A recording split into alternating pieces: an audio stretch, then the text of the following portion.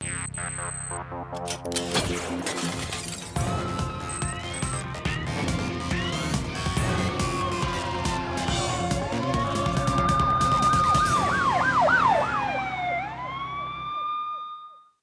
Number आपका स्वागत करता है। मैं हूं माधव तिवारी। हर अपराधी के लिए अपराध करना जितना आसान है उतना ही मुश्किल है जुर्म को छुपाना भी, क्योंकि मशहूर एक कहावत कि गुनाह और गुनहगार कभी छुप नहीं सकते। एक नजर हमेशा उन पर टिकी है और वो है 100 नंबर, और जिसकी पकड़ से कोई भी क्रिमिनल बच नहीं सकता। और आज समाज के वही दुश्मन 100 नंबर के टारगेट पर हैं।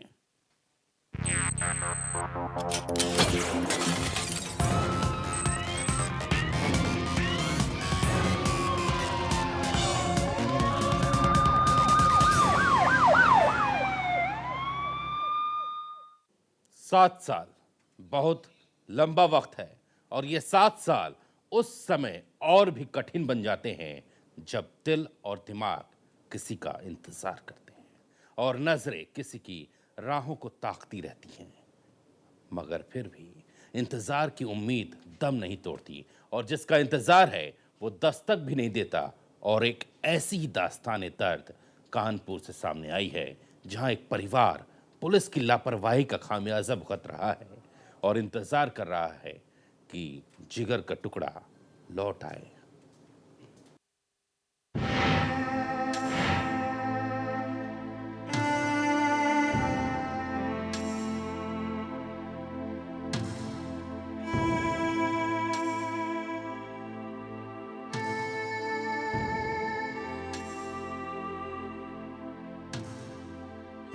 यूं तो एक पिता का दिल बेहद मजबूत होता है, पर 4 साल के निखिल के पिता रमेश से जैसे ही बेटे निखिल की बात की जाती है तो इस मजबूर पिता की आंखों से आंसू की धारा बरबस ही निकल पड़ती है।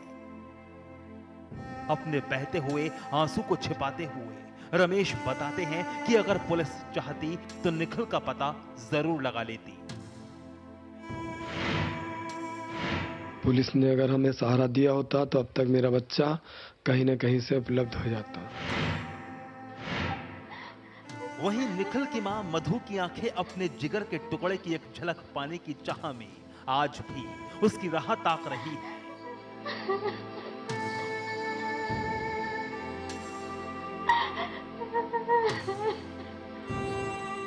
निखिल का नाम लेते ही वो फपक फपक कर रो पड़ती है।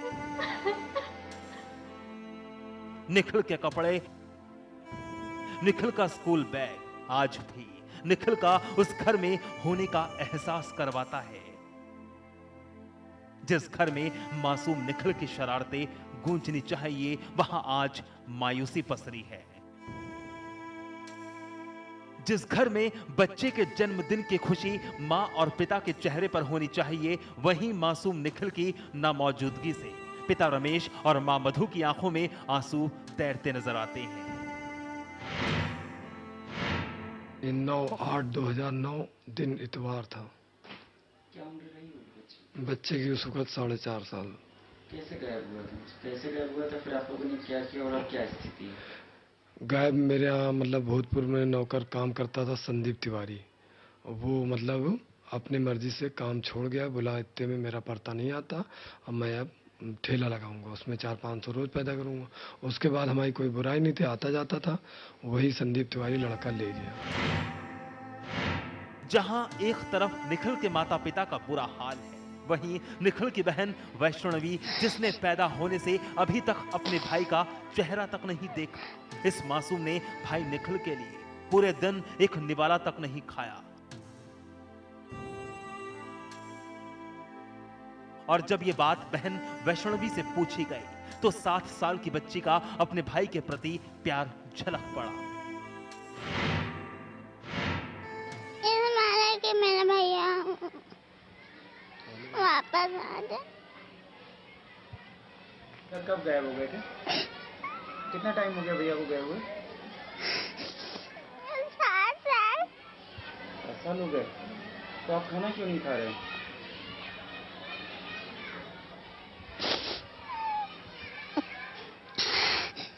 आपको भैया की याद आती है?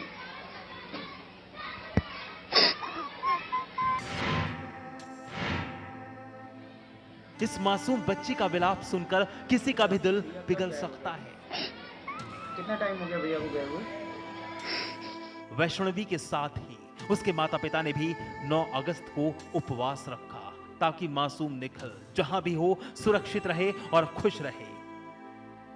क्योंकि हम आपको बता दें कि जब इनका बेटा निखिल किडनैप हुआ था तो 4 साल का था और उस दिन तारीख थी 9 अगस्त और साल था 2009। और इस परिवार ने मासूम निखिल की याद में 9 अगस्त के दिन एक भी निवाला अपने हलक से नीचे नहीं उतारा। उसके बाद हमने पुलिस को सूचना दी। दूसरे दिन एफआईआर कराई और नाम दर्ज एफआईआर कराई। इसमें सिपाही हनुमान सिंह, उत्तम चंद पटेल और ये मंजू देवी, श्री राम, रामशंकर, संदीप तिवारी, इन लोगों का नाम लिखाया। संदीप ने फिरौती मांगी। फिरौती मांगने में हमने 1 लाख रुपए फिरौती बांदा में मांगा था। बांदा बस स्टॉप के पास मैं 1 लाख रुपए पुनीत परिहार एसओजी प्रभारी के साथ, कमलेश फाइटर एवं मेरे साथ जयप्रकाश श्रीवास्तव हम लोग गए वहाँ। 1 लाख फिरौती जब उसने कहा पैसा रख दीजिए, आगे जाइए, मैंने पैसा रखा। वहाँ पैसा लेने संदीप तिवारी आया। मौके पर पुलिस ने पकड़ लिया। पीड़ित परिवार की माने तो 7 साल पहले यानी साल 2009 की 9 अगस्त के दिन पिता रमेश के नौकर संदीप ने उनके मासूम बेटे निखिल का अपहरण कर लिया था और 1 लाख फिरौती की डिमांड की थी। जब अपराधी फिरौती की रकम लेने आए तो किडनैपर्स पकड़ लिए गए। उसने यहाँ लाकर लॉकअप में डाल दिया। उसके बाद 3 दिन बाद उन्होंने कहा बच्चा मार दिया, फेंक दिया। शुक्लागंज स्टेशन के पास तालाब में बताया कि बच्चा फेंक दिया। पुलिस ने वहाँ टीम लगाई। बच्चे की ना डेड बॉडी मिली, ना कोई कपड़ा मिला। उसकी जांच कराई गई। डीजीपी के पास गए। हम मियां बीवी दोनों ने गुहार लगाई कि मतलब हमारे बच्चे का जिंदा मुर्दा प्रूफ दिया जाए। तो वहाँ जांच करी गई तो पुलिस और मीडिया ने कहा नहीं हुई निखिल की हत्या। आज 7 साल हो गए। 7 साल में अब तक हमारे बच्चे का न जीवित न मुर्दा कुछ नहीं पता लग रहा, ना कोई प्रूफ। पुलिस हाथ पे हाथ धर के बैठ गई। विवेचना प्रचलित है, ये लिखकर विवेचना लगा दी गई। नौकर संदीप ने बताया था कि निखिल का अपहरण कर तत्कालीन सिपाही हनुमान सिंह, मंजू और दारोगा उत्तम चंद्र पटेल को सौंप दिया था। मुकदमा लिखा गया। कुछ अपराधियों को अदालत ने जेल भेज दिया, कुछ पर मुकदमा चल भी रहा है और जिनमें से एक शख्स को जमानत तक मिल गई है। फिर भी आज तक मासूम निखिल का कोई अता पता नहीं है और निखिल की मां कानपुर के पुलिस प्रशासन से बेहद नाराज हैं। सर, मैं पुलिस से खुश नहीं हूँ, ना ही किसी उच्च अधिकारी से खुश। इसलिए नहीं हूँ कि मेरे बच्चे का 7 साल हो गया। हर दिन मैं इंतजार करती हूँ कि आज मेरा बेटा मिल जाएगा, कल मेरा बेटा मिल जाएगा, लेकिन आज तक मेरे बच्चे का कोई सुराग नहीं लगा। 7 सालों में कोई उच्च अधिकारी ने कभी ये नहीं कोशिश की कि इन माँ बाप से पूछे कि इन पे क्या गुजर रही है। न मेरे घर में कोई खुशी से त्योहार मनाया जाता, न मेरे बच्चे कभी खुशी से मना पाए, न हम लोग कभी खुशी से। मेरे पति दिन रात चक्कर लगाते रहते, कभी हाई कोर्ट, कभी कानपुर, कभी लखनऊ। कोई कार्रवाई नहीं, सुनवाई हुई मेरे बच्चे की। आज तक कोई बरामदी नहीं हुई कि मेरा बच्चा किस हाल में है। हम लोग रात दिन यही सोचते मेरा बेटा किस हाल में होगा। परिवार ये भी नहीं जानता कि मासूम निखिल जिंदा है या फिर किसी अनहोनी का शिकार बन गया। पुलिस पर लापरवाही का आरोप लग रहा है। 7 साल से गुहार लगा रहा है ये पीड़ित परिवार कि निखिल का पता लगाया जाए और कुछ सबूत दिया जाए कि उनका बेटा इस दुनिया का हिस्सा है भी या नहीं। लेकिन नेशनल वॉइस यही दुआ करता है कि एक पिता, एक मां और उसकी बहन को मासूम निखिल मिल जाए और फिर से इस घर के अंदर खुशियां घर कर जाएं और मायूस चेहरों पर मुस्कान आ जाए। इसलिए नेशनल वॉइस की गुजारिश है कानपुर पुलिस प्रशासन से कि फर्ज के नाते न सही, इंसानियत के वास्ते ही इनके मासूम निखिल को इनसे जरूर मिलवा दे। Anshuman Gupta, Kanpur, national voice.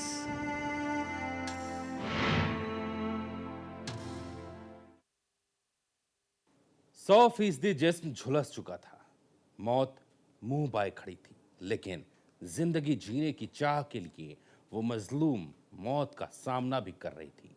आखिरकार अनहोनी कामयाब हुई और उस औरत ने दम तोड़ दिया, मगर उसकी मौत की वजह ने इंसानियत की रूह भी कपा कर रख दी। आप देखिए और सुनिए सभ्य समाज की कड़वी सच्चाई।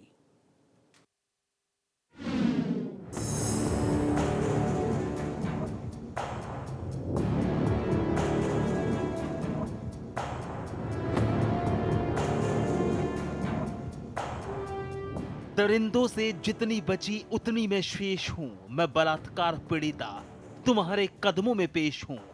मैं उत्तर प्रदेश हूं, मैं ही उत्तर प्रदेश हूं। जी हां, मैं उत्तर प्रदेश हूं। प्रदेश में महिलाओं पर जुल्म की हर मिनट में एक नई इबारत लिखी जाती है, और उस सितम का तरीका भी ऐसा जिसे देखकर मजबूत दिल वालों के भी रोंगटे खड़े हो जाएं। सहारनपुर के जिला अस्पताल के बर्न वार्ड के बेड नंबर 2 पर जिंदगी जीने के लिए मौत से जद्दोजहद कर रही, लेकिन ये जद्दोजहद उस वक्त दम तोड़ गई जब आग से 100% झुलसी इस महिला ने मौत के आगे घुटने टेक दिए। अनहोनी अपना काम कर गई।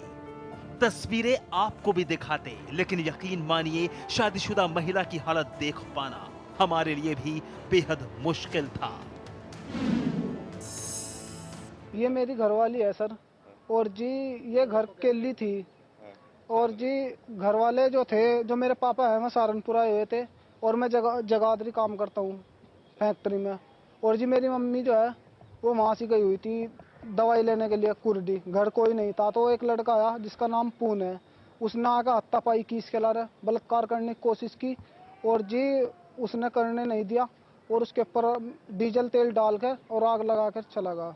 पुलिस को शिकायत कर दी? पुलिस को बहुत सुबह से फोन कर रहे, पुलिस नहीं आ रही।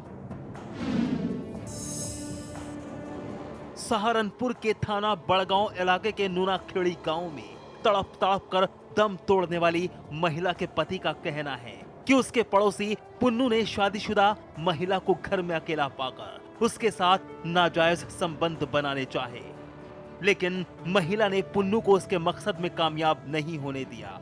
बस इसी बात से पुन्नू आग बबूला हो गया और विवाहिता पर पेट्रोल छिड़क कर आग लगा दी। वारदात के वक्त मृतक महिला का ससुर घर से बाहर था और पति काम से हरियाणा गया हुआ था। शोर मचाने पर पड़ोसियों और रिश्तेदारों की मदद से विवाहिता को अस्पताल ले जाया गया, लेकिन इस सनसनीखेज वारदात में उस वक्त एक ऐसा मोड़ आया जब अस्पताल परिसर के बाहर खड़े हर शख्स के जहन की दीवार पर सवाल खड़ा हुआ, जब मृतक महिला की मां के अल्फाज वहां खड़े मीडिया कर्मियों के कैमरों में कैद हुए। मृतक महिला की मां का साफ कहना था कि उसकी बेटी का मर्डर एक सोची समझी साजिश के तहत हुआ है। होता सुना हो तुमने कभी क्या कोई किसी के घर में घुस गया? कोई कभी किसी के घर में कोई नहीं घुसता है, साजिश का काम है। मेरी बच्ची के साथ साजिश खेल दी गई। विवाहिता की मर्डर की खबर पुलिस के कानों तक भी पहुंची। वारदात के तला पाकर इलाकाई पुलिस ने जिला अस्पताल की दहलीज पर दस्तक दी और जुट गई इस खौफनाक साजिश की तह तक जाने में। मैं सीधा अस्पताल आया था, जब सूचना मिली वहां से आया, सीधा अस्पताल आ, जनकपुर से मेमो लिया और मजिस्ट्रेट से बयान कराने के लिए कार्रवाई कर रहा था। मजिस्ट्रेट साहब आए हुए हैं आपके सामने। तो आपको इस मामले में कोई भी जानकारी नहीं मिलेगा? किस संबंध में? इस संबंध में जो महिला जल्दी संबंध में कोई जानकारी तो आपको जो आप इसमें देखते हैं? हाँ, थाने से यहाँ जिला अस्पताल से मेमो गया था जनकपुरी में, वहाँ से जरिया आरटी सेट वायरलेस द्वारा सूचना दी गई, उस पर मैं आवश्यक कार्रवाई के लिए आया हूँ यहाँ जिला अस्पताल में। फिलहाल पुलिस ने पंचनामा भरकर बॉडी को पोस्टमार्टम के लिए भेज दिया है और जुट गई है वारदात की असली वजह का पता लगाने। लेकिन इस वारदात के बाद एक बात तो साफ है कि इस प्रदेश की पुलिस महिलाओं की सुरक्षा की बात ना ही करे तो बेहतर है। Gaurav Saini, Saharanpur, national voice.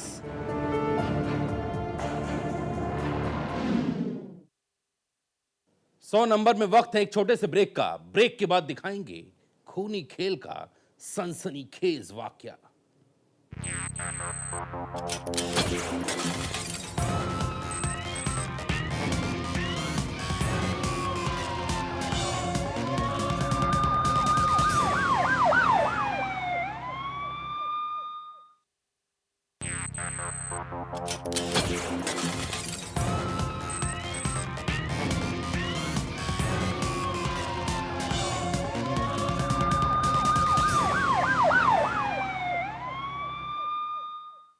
दो 100 साल पुराना एक मंदिर, उस मंदिर की एक मूर्ति जिसकी सुरक्षा और पूजा के लिए एक महंत सदैव तत्पर रहता था। लेकिन 9 अगस्त की रात मंदिर के भीतर एक ऐसा खौफनाक खेल खेला गया जिसकी दस्तक ने इलाके के अंदर सनसनी फैला दी।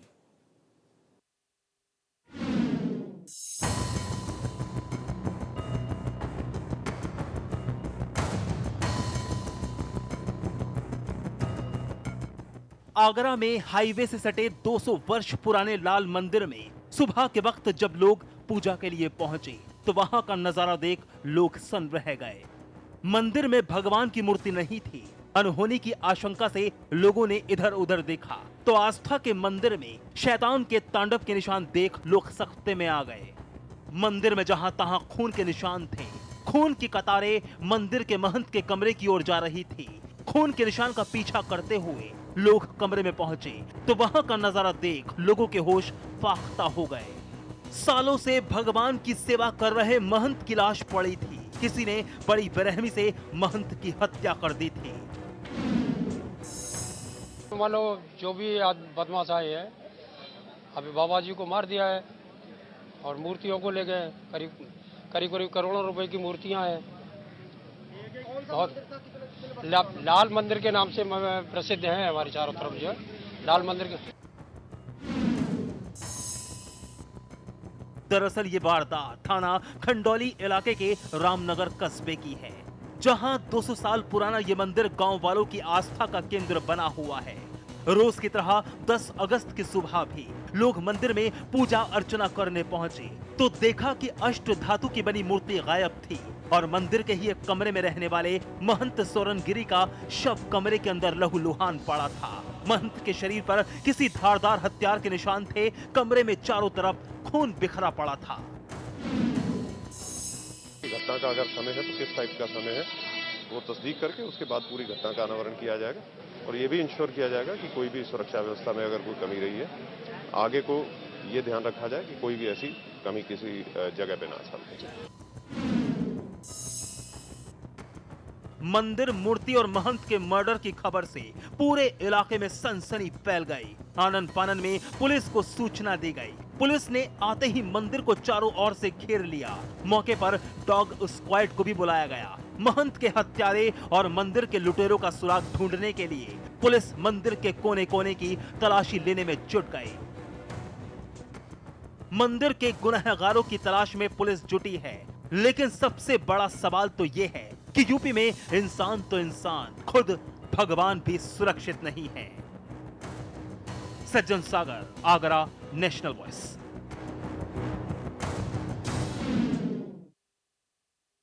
7 अगस्त की रात एक गार्ड का मर्डर हुआ था। वारदात गाजियाबाद पुलिस के लिए एक चुनौती थी। सवाल सीधा सीधा शहर की दम तोड़ती कानून व्यवस्था से जुड़ा था। मगर जब पुलिस ने कड़ी दर कड़ी सबूत खंगाले और उसकी तफ्तीश सटीक मुकाम पर पहुंची तो एक ऐसा खुलासा हुआ जिसने सबके होश फाख्ता कर दिए।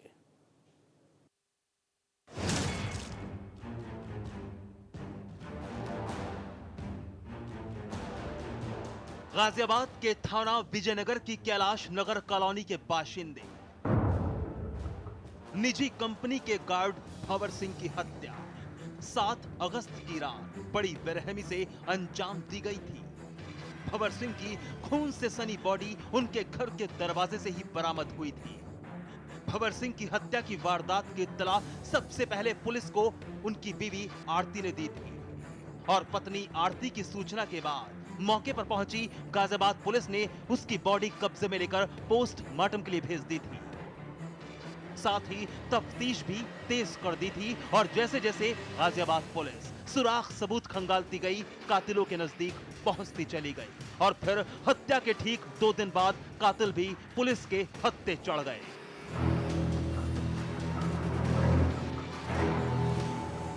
निजी कंपनी के गार्ड भंवर सिंह के हत्यारे कोई गैर नहीं बल्कि अपने ही निकले। जी हां, पुलिस गिरफ्त में आई भंवर सिंह की पत्नी आरती और भतीजा सोनू, जिन्होंने अपनी नापाक ख्वाहिशें अंजाम देने के लिए भंवर सिंह की हत्या कर दी थी। आप भी सुनिए एसपी साहब की जुबानी।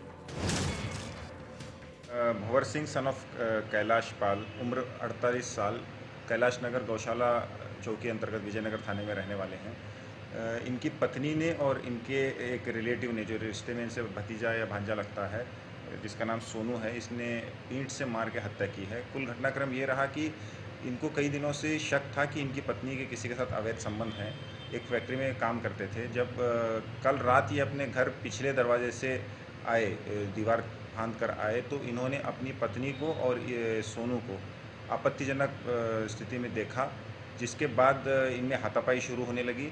इसके बाद इनकी पत्नी और सोनू ने इनको ओवरपावर किया, इनको मारपीट की इनके साथ और वहाँ पास में पड़ी एक ईंट से इनके माथे पर और कनपटी पर जोर से प्रहार किया, जिसके चलते इनकी मृत्यु हो। सुना आपने एसपी साहब का बयान। शुरू से ही पत्नी आरती पर पुलिस को शक था। जो कुछ भी वो बयान दे रही थी वो विरोधाभासों से भरे थे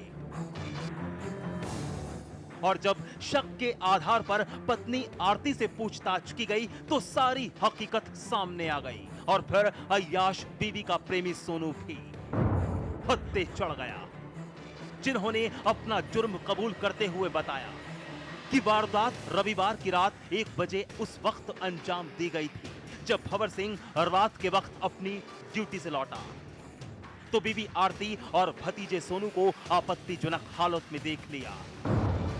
भंवर सिंह और सोनू के बीच हाथापाई शुरू हुई और इसी बीच बीवी आरती ने आशिक सोनू के साथ मिलकर पति भंवर सिंह पर ईंट से हमला कर दिया और कुचल कर मौत के घाट उतार दिया। में लगभग 1 बजे की यह घटना है। इसकी सूचना पुलिस थाने पर 4:30 बजे सुबह के लगभग दी गई थी इसके परिवारजनों द्वारा।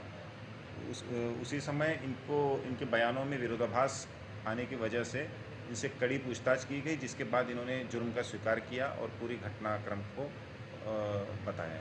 शुरुआत में इन्होंने इन्फॉर्मेशन देकर मामले को एक संदिग्ध तरीके से होना बताने की प्रयास किया गया इनके द्वारा, पर जब विरोधाभास बयानों में इनके आने लगा तो इनसे और मजीद पूछताछ जब की गई तो सोनू के द्वारा पूरी घटनाक्रम को बताया गया, जुर्म का स्वीकार किया गया और ये भी बताया गया कि सोनू और उसकी पत्नी भंवर सिंह की पत्नी, इन्होंने दोनों ने मिलकर इनको ओवरपावर किया, हाथ पैर को पकड़ के इनकी मारपीट भी की थी और दोनों ने मिलकर ही उनको मौत के घाट उतार दिया।